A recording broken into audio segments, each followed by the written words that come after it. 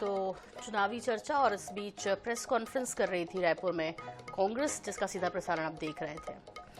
और अब अगली खबर का रुख कर लेते हैं और बात करते हैं तीन खबर सबकी नजर की। इस बीच सबसे महत्वपूर्ण यदि मध्य प्रदेश की दृष्टि से देखा जाए तो मध्य प्रदेश में कांग्रेस की जारी वो सूची है, जिसमें 144 उम्मीदवारों का नाम तय कर दिया कांग्रेस ने। और ये उनके चेहरे आप ग्राफिक्स के साथ देख भी पा रहे हैं अपने टीवी स्क्रीन पर कि किन दिग्गजों को उतारा है चुनाव मैदान में कांग्रेस ने।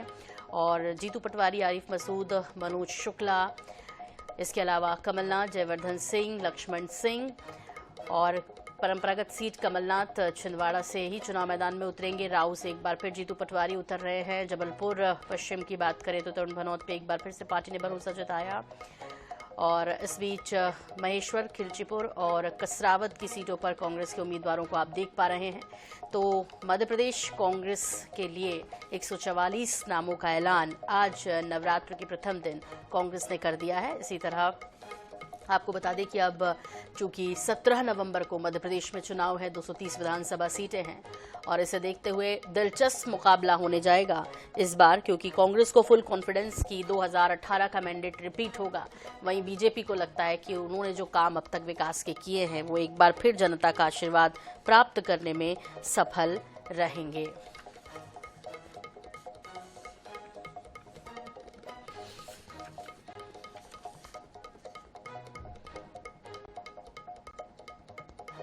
तो कांग्रेस ने अपनी आज पहली लिस्ट जारी कर दी है और मध्य प्रदेश, छत्तीसगढ़, तेलंगाना विधानसभा चुनाव के लिए अपने उम्मीदवारों को चुनावी मैदान में उतार दिया है। फिलहाल मध्य प्रदेश के संदर्भ में हम बात कर रहे हैं, जहां पर कांग्रेस प्रवक्ता डॉक्टर राम पांडे हमारे साथ जुड़ रहे हैं और बीजेपी प्रवक्ता नेहा बग्गा जी हमारे साथ जुड़ गई हैं। और सबसे पहले तो प्रतिक्रिया नेहा जी से लेंगे, क्योंकि आज कांग्रेस की सूची जारी हुई है। 144 उम्मीदवारों को मैदान में उतारा है। लंबे वक्त से मध्य प्रदेश वासियों को इस बात का इंतजार था और हर कोई ये चाह रहा था कि आखिर कौन उतर रहा है। नेहा जी, क्या कहेंगी इस 144 उम्मीदवारों के नाम की पहली सूची पर?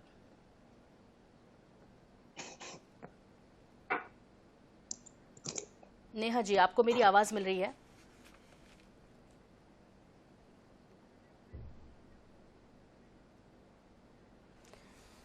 नेहा जी, आप मेरी आवाज सुन पा रही हैं? मैं एक बार फिर से सवाल रिपीट करूं।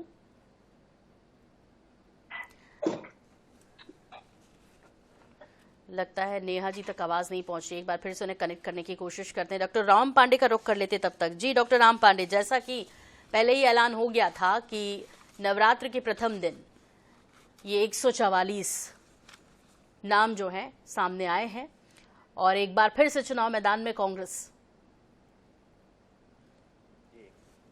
मेरी आवाज आ रही है आपको? जी जी। हाँ, तो आज दिन बहुत अच्छा है। नवरात्रि की शुरुआत हुई है। आप सभी को नवरात्रि पर की बहुत बहुत शुभकामनाएं। और आज ही कांग्रेस के 144 लोगों की लिस्ट जारी हुई है।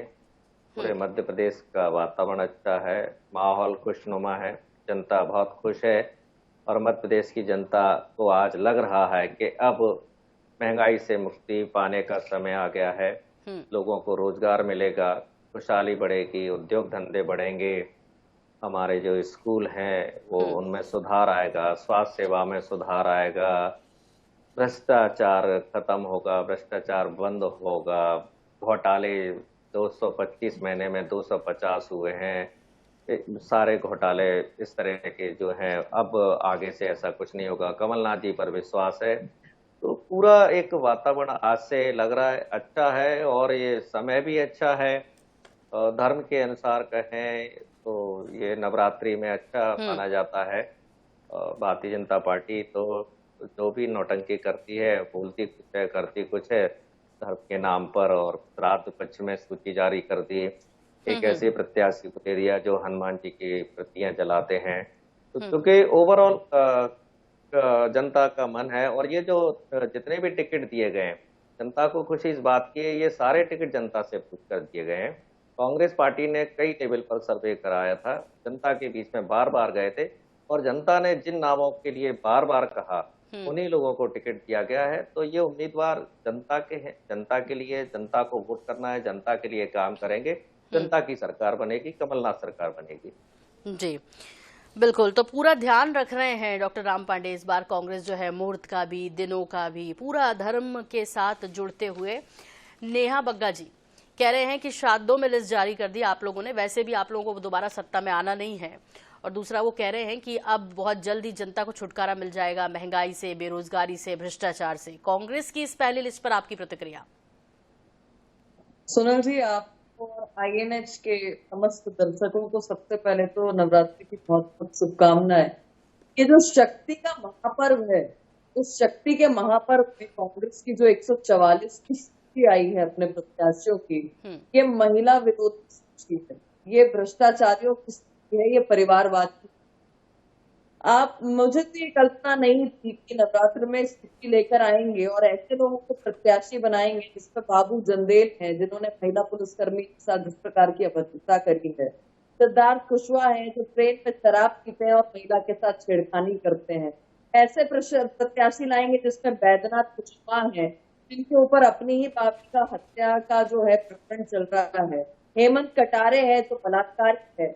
तो राजा पटेरिया है जिन्होंने जिस प्रकार की शब्दावली का इस्तेमाल पत्रकारों की ही बहन बेटियों के साथ किया था, वो हमारे सामने है। सुरेश राजे हैं और उसमें वो भी व्यक्ति है जो 10,000 रुपए का इनामी है। तो एक बात बहुत स्पष्ट है कि कांग्रेस पार्टी का विचार से कोई लेना देना नहीं। कांग्रेस पार्टी की मानसिकता महिलाओं को नियम दर्जे पर रखने वाली रही है और कांग्रेस पार्टी ने उसको आज भी कायम रखा है। कांग्रेस पार्टी जो तंदूर कांड के लिए जानी जाती थी, आज भी वो अपनी प्रथा को आगे लेकर जा रहे हैं।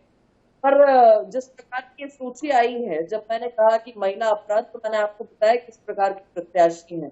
आप देखिए भ्रष्टाचार जिन लोगों ने भ्रष्टाचार चरम पर पहुंचाया, जिसका सर्टिफिकेट गोविंद सिंह जी ने दिया, कहा कि कमलनाथ जी की सरकार ऐसी सरकार है जो ट्रांसफर उद्योग चला रही है। अपने जीवन में मैंने इतने ट्रांसफर नहीं देखे थे। ये स्वयं अपनी सरकार में गोविंद सिंह ने आरोप लगाया था। सुमन सिंगार, आपको याद है, उन्होंने कहा था कि भ्रष्टाचार 15 महीने की कमलनाथ जी की सरकार में चल पर है, चाहे रेत माफिया हो, चाहे शराब माफिया हो, चाहे खनन माफिया हो, उसको संरक्षण देने का काम कमलनाथ और विजय सिंह कर रहे हैं। और तीसरी बात जो मैंने आपसे कही थी कि परिवारवाद की, कि कमलनाथ जी जो है वो पूरी तरीके से विफल हो गए। बहुत मुश्किल से अपने लिए केवल एक छिंदवाड़ा को कबाड़ कर ला पाए हैं। और जिस प्रकार दिग्विजय सिंह हावी रहे, उनका बेटा उसे टिकट प्राप्त हुई है, उनके भाई साहब उनको टिकट प्राप्त हुई है, उनके भांजे दिग्विजय सिंह के उनको टिकट प्राप्त हुई है, दिग्विजय सिंह के जो सगे संबंधी हैं उनको टिकट प्राप्त हुई है। एक और आपको सचिन यादव दिखाई दे रहे हैं जो अरुण यादव जी के भाई हैं, एक तरफ आपको विक्रांत भूटिया दिखाई दे रहे हैं जो कांतिलाल भूटिया जी के सुपुत्र हैं, and the list goes on. तो ये समावेश है 144 की जो लिस्ट है। इमरजेंसी का दौर कांग्रेस पार्टी के अंदर लग गया है। जनता बहुत जागरूक है। जनता ने देखा है किस प्रकार से एक बीमारू राज्य को सिंह छोड़कर गए थे, जिसको सुचारू बनाया बंटाधार के साथ करके, और फिर कमलनाथ का नहीं करपनाथ का शासन आया, जिसपे भारतीय जनता पार्टी ने स्वर्णिम की यात्रा पूर्ण की है, उसको और मध्य प्रदेश को लेकर चली। ठीक, नेहा जी, आप इसे धारा 144 का जो संज्ञा दे रही है, 144 नामों की लिस्ट जारी की है, लेकिन कांग्रेस कह रही है कि भाई 144 यानी 9 अंक बनता है। आज से 9 देवियों का जो पर्व है वो शुरू हुआ है, यानी शारदीय नवरात्र, तो पूरी शक्ति जो है वो इनके साथ रहने वाली है। लेकिन जो सवाल उठाए प्रत्याशियों को लेकर, उसका काउंटर आपसे चाहेंगे डॉक्टर राम पांडे। देखिए, सभी प्रत्याशी अच्छे हैं, जनता के द्वारा चुने गए हैं और आप टीवी स्क्रीन पर दिखा रहे हैं। कई प्रत्याशियों को मैं पर्सनली जानता हूं। अभी मनोज शुक्ला जी आ रहे हैं सामने, कोई इनके परिवार में विधायक मंत्री नहीं रहा है। जीतू पटवारी जी सामने आ रहे हैं, इनके परिवार में कोई विधायक मंत्री नहीं रहा है। कुणाल चौधरी जी के परिवार में कोई मंत्री विधायक नहीं रहा है। पंकज उपाध्याय जी के परिवार में कोई मंत्री उपाध्याय नहीं रहा है। और यहाँ तक कि हमने 19 महिलाओं को टिकट दिया है, उनमें से शायद ही किसी महिला के परिवार से कोई जुड़ा हुआ है। अब ये पता नहीं कौन सी कहानी पढ़ते हैं कि आकाश विजयवर्गीय का टिकट काट के उनके पिता कैलाश विजयवर्गीय को दे दिया जाता है, तब ये घृतराष्ट्र हो जाते हैं। जालिम सिंह का पटेल काट के प्रहलाद पटेल को काट दिया जाता है, घृतराष्ट्र बन जाते हैं। उमा भारती के भतीजे को टिकट दे दिया जाता है, उसके भाई को टिकट दिया जाता है। और चूंकि ये पार्टी 70 साल तक नकार दिया था इस पार्टी को जनता ने, तो अब इनके जो बच्चे हैं धीरे धीरे बड़े हो रहे हैं, और जैसे जैसे इनके बच्चे बड़े हो रहे हैं वो सारे के सारे टिकट की लाइन में हैं। या तो उनको टिकट मिल रहा है या टिकट नहीं मिल रहा है। और जो भारतीय जनता पार्टी का जो कार्यकर्ता है वो केवल दरी बिछाने का काम कर रहा है। अब लगभग सभी मंत्री विधायकों को भारतीय जनता पार्टी टिकट दे रही है, केंद्रीय मंत्रियों को दे रही है, हाँ सांसद को विधायक का दे रही है। सर, ऐसा तो नहीं है डॉक्टर राम पांडे कि राघवगढ़ में कोई और नेता नहीं होगा, कोई कार्यकर्ता नहीं होगा, फिर भी जयवर्धन जी को दिया है ना टिकट? जी मैडम, जयवर्धन जी को टिकट मिला है ना, वहाँ क्या नेता कार्यकर्ता नहीं है कोई और? ये एक ही परिवार का कब्जा रहेगा उस सीट पर? जी जी, अब मैं आपको बता दूं तो कांग्रेस ने संविधान बनाया है और संविधान में स्पष्ट लिखा है कि कोई भी मुख्यमंत्री, कोई भी केंद्रीय मंत्री, कोई भी इंसान अपने बेटे को विधायक नहीं बना सकता। विधायक केवल जनता बनाएगी, जनता अपने वोट से बनाएगी। कोई भी परिवारवादी हो, कुछ भी हो, चाहे सांसद बनेगा चाहे विधायक बनेगा, वो जनता के वोट से बनेगा। और जयवर्धन सिंह 50,000 से ज्यादा वोटों से जीत रहे हैं। तो जितने लोग भी आप नाम बता रहे हैं, जनता उनको पसंद कर रही है, जनता बार बार जिता रही है, जनता उनको 6-6, 7-7 बार जिता रही है। तो जनता का अपमान करते हैं जब हम परिवारवाद का नाम लेते हैं। यदि किसी को डायरेक्ट बनाया जाए, जैसा को बना दिया किसी सीआई का कि सर्वे सर्वा, जनता का अपमान होता है। किसी आदमी के सीधा सीधा अपॉइंटमेंट कर, जैसे राज्यसभा से को भेज दिया, जनता नहीं चुना, जो सर पर थोप दिया गया है, ये बार बार होता है। जनता चुनती है, तो मैं नहीं समझता ये। सर, जनता जहां राघवगढ़ में चुनती है वहीं जनता और दूसरी सीटों पर भी जनता ही चुनती है, कोई और नहीं चुनता। और आपने ठीक कहा कि यहाँ पे काम और विकास के नाम पर ही, क्योंकि हम वाकई में जनता के मैंडेट को गलत नहीं कह सकते, वो कुछ सोच समझकर ही मैंडेट देती है जाहिर तौर पर, और इसीलिए शायद 2018 में आपने वापसी भी की थी। नेहा जी, रामायण का किरदार निभाने वाले विक्रम मस्ताल को मुख्यमंत्री शिवराज सिंह चौहान के खिलाफ चुनाव मैदान में पार्टी ने उतारा है, हनुमान जी का आशीर्वाद लेके, क्योंकि हनुमान का किरदार उन्होंने 2008 में निभाया था। किस तरह देख रही है? देखिए, ये उनके लिए धर्म संकट है, क्योंकि जो कांग्रेस पार्टी राम के अस्तित्व पर प्रश्न उठाती है, उनकी वरिष्ठ नेता सोनिया गांधी हलफनामा लगा सुप्रीम कोर्ट में कहती हैं कि राम डज नॉट एग्जिस्ट, जिनके नेता राहुल गांधी खड़े होकर कहते हैं पब्लिक में और विदेश की धरती पर कि मंदिरों में लड़कियों को छेड़ने के लिए जाया जाता है, जिनके नेता दिग्विजय सिंह हिंदू टेररिज्म को गढ़ते हैं केवल इस देश के लिए नहीं पूरे विश्व भर के लिए, जिनके नेता सलमान हिंदुओं की तुलना बोको हरम ISIS से करते हैं, और जो कमलनाथ अपने आप को हनुमान भक्त बताते हैं पर इन सब विषयों पर चुप्पी साध लेते हैं। जब सनातन को डेंगू और HIV एड्स समाप्त करने की बात की जाती है तो कांग्रेस का असली चरित्र सामने आता है। हनुमान जी का बहुत पवित्र किरदार उन्होंने निभाया है। तो लगता है कि हकीकत में जब वो इन राक्षसों के बीच में आ गए हैं तो निश्चित तौर पर उनके लिए एक अंतर्मन का द्वंद्व होगा कि किस प्रकार से संस्कार संस्कृति को नकारने वाली कांग्रेस के बीच में आके उन्हें चुनाव लड़ना पड़ रहा है। पर कुछ तो मजबूरियां रही होंगी।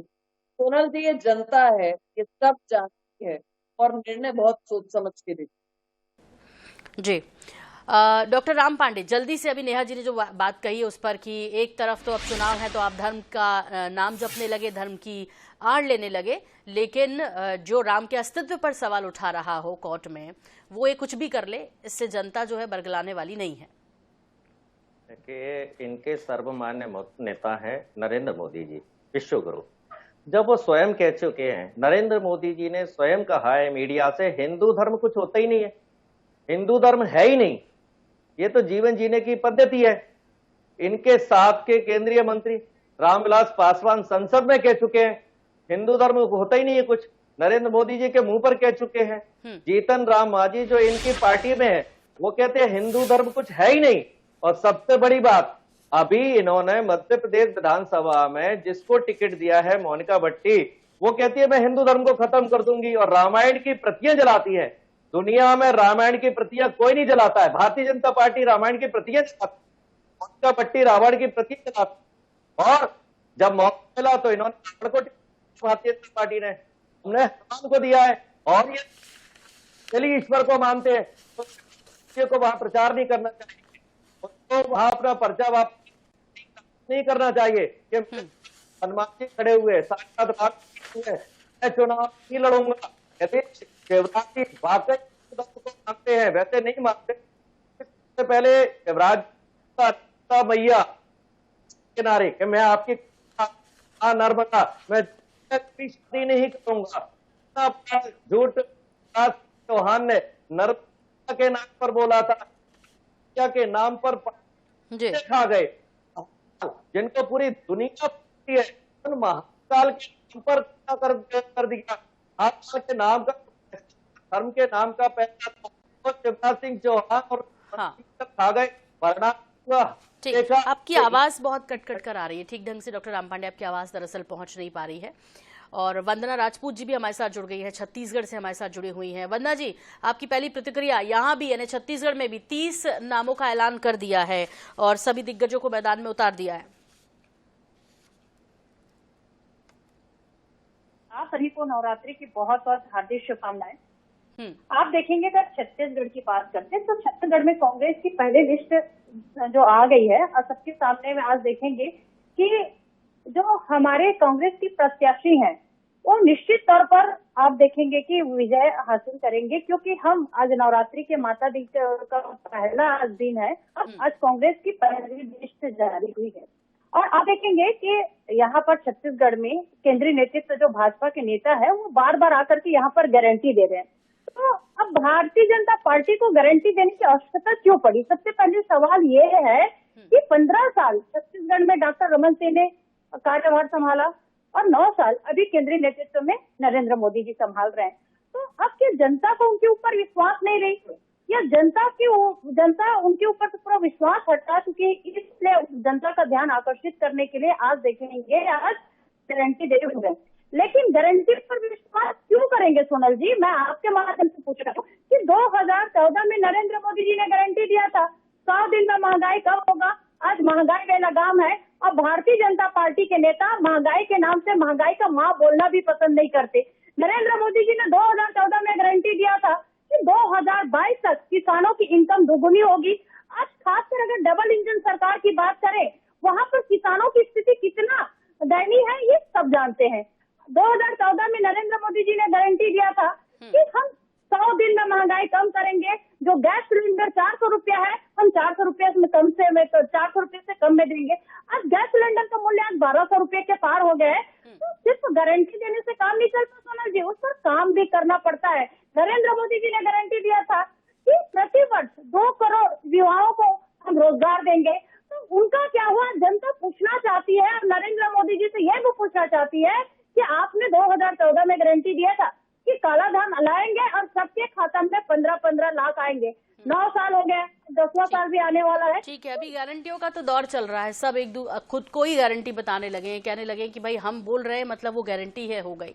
अब देखिए मध्य प्रदेश और छत्तीसगढ़ दोनों की तस्वीरें बहुत अलग है। जहां एक तरफ छत्तीसगढ़ में कांग्रेस की सरकार है, वहीं दूसरी तरफ मध्य प्रदेश में बीजेपी की सरकार है। वहां मध्य प्रदेश में आके प्रियंका गांधी भी ढेर सारी गारंटियां दे रही है। फिलहाल डॉक्टर राम पांडे बहुत शुक्रिया मध्य प्रदेश के संदर्भ में हमारे साथ जुड़ने के लिए, और प्रवीण साहू जी हमारे साथ जुड़ गए हैं छत्तीसगढ़ की लिस्ट के बारे में बात करने के लिए। प्रवीण जी, अभी आप वंदना राजपूत जी को सुन रहे थे, वो कह रहे थे कि इतने वादे किए सब अधूरे हैं, पूरे कुछ नहीं किए हैं, और अब ऐसे में हमने जो दिग्गजों को चुनाव मैदान में उतारा है, जिन 30 सीटों पर नामों का ऐलान कांग्रेस ने किया है, दरअसल वहां पर एक बार फिर से न सिर्फ वहां पर बल्कि प्रदेश में रिपीट हो रही है कांग्रेस की सरकार।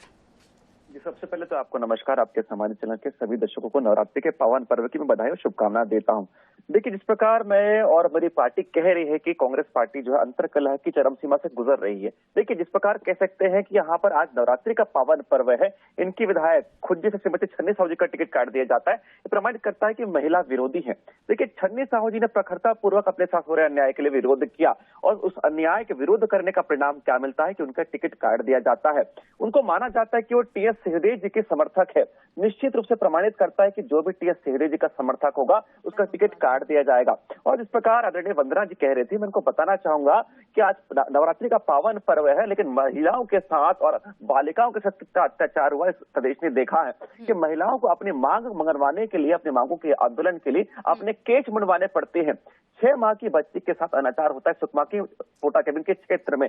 शिक्षक दिवस के दिन सम्मानित शिक्षिका के साथ अत्याचार और बलात्कार होता है। तो देखिए बहुत सारी घटनाएं हैं, प्रदेश की सरकार नाकाम रही है। इसकी प्रामाणिकता आदरणीय टी एस सिंहदेव स्वयं कर चुके हैं, जिन्होंने कहा था कि 8 लाख लोगों का घर नहीं बना और 10,000 करोड़ से अधिक का इंफ्रास्ट्रक्चर नहीं मिला, इसलिए उन्होंने त्याग पत्र पे दिया था।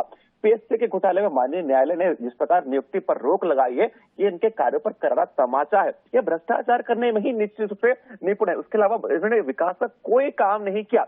इनके विधायकों जिस प्रकार इनके आचरण है, जिस प्रकार Brihaspati Singh G T S Singhdeo पर हत्या, वंदना जी बृहस्पति सिंह जिस प्रकार आदरणीय टी एस सिंहदेव पर हत्या का आरोप लगाते हैं, आज तक कोई कार्रवाई नहीं होती। अगर बृहस्पति सिंह जी गलत है तो उन पर कार्रवाई क्यों नहीं, अगर टी एस सिंहदेव जी गलत है तो उन पर क्यों कार्रवाई नहीं। देखिए चाहे वो पीएससी हो, चाहे व्यापम हो, चाहे गौठान घोटाला हो, चाहे लैंड घोटाला हो, चाहे सैन घोटाला हो, चाहे कोयले की दलाली हो, ये सरकार केवल अत्याचारी है, अनाचारी और भ्रष्टाचारी है।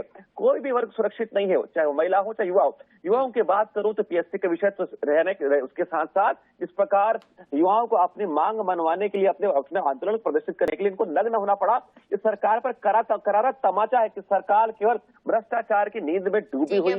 वंदना जी इस पर आज पर आप जवाब देना चाह रही है जल्दी से।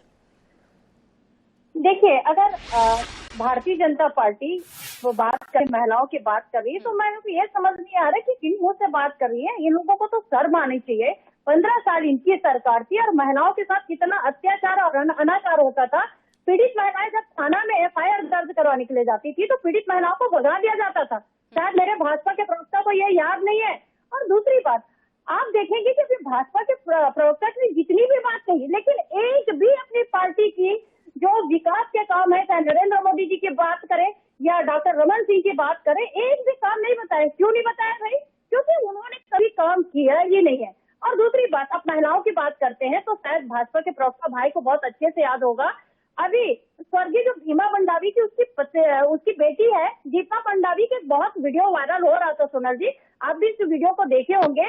वो न्याय मांग रही है। वो बोल रही है कि भाजपा पार्टी में शहीद नेताओं का कोई भी स्थान नहीं है। आज मेरी माँ को टिकट नहीं मिला, जबकि मेरी माँ जो है वो टिकट की सबसे पहले लाइन में, पहली पंक्ति में खड़ी हुई थी। तो जब माँ की बात करती है, बेटी की बात करते हैं, तो भारतीय जनता पार्टी जब एक उंगली प्रवीण साहू जी वहां से टिकट कटता है, दिल में दर्द उठता है, फिर यहाँ क्यों नहीं जो आगे से अपनी बात कह रही हैं, जिनका जिक्र वंदना जी ने किया, थोड़ा इस पर भी टिप्पणी कर दीजिए।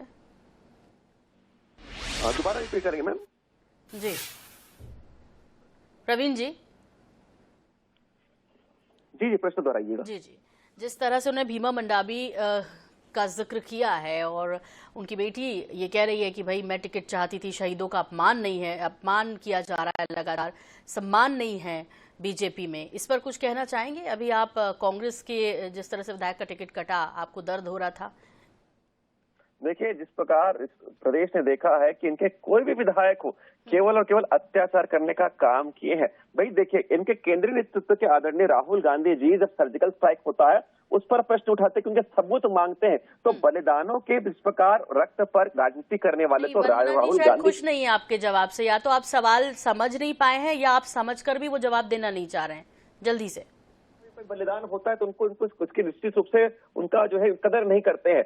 भीमा मंडावी जी बिल्कुल, देखिए प्रत्येक हमारे पार्टी में एक तरीका होता है कि हम प्रत्याशी चयन करते हैं। इनके तो देखिए जिस प्रकार पहली सूची के बाद कितना विरोध होगा वो जनता जानती है, और दूसरी सूची तो इन लोग जारी कर ही नहीं पाएंगे, इतना विरोध कि यहाँ पर पराकाष्ठा। चलिए, तो फिर अपने विरोध को भी देखिए प्रवीण साहू जी, जिस तरह से पूरा अपना खाने का सामान, सोने का सामान लेकर जो है कुशाभाऊ ठाकरे भवन में पहुंचे हैं और लगातार आपके जिनको टिकट काटा गया है वो दुखी हैं, भगत जी के आंसू भी बाकायदा सब दिखाए गए टीवी पर।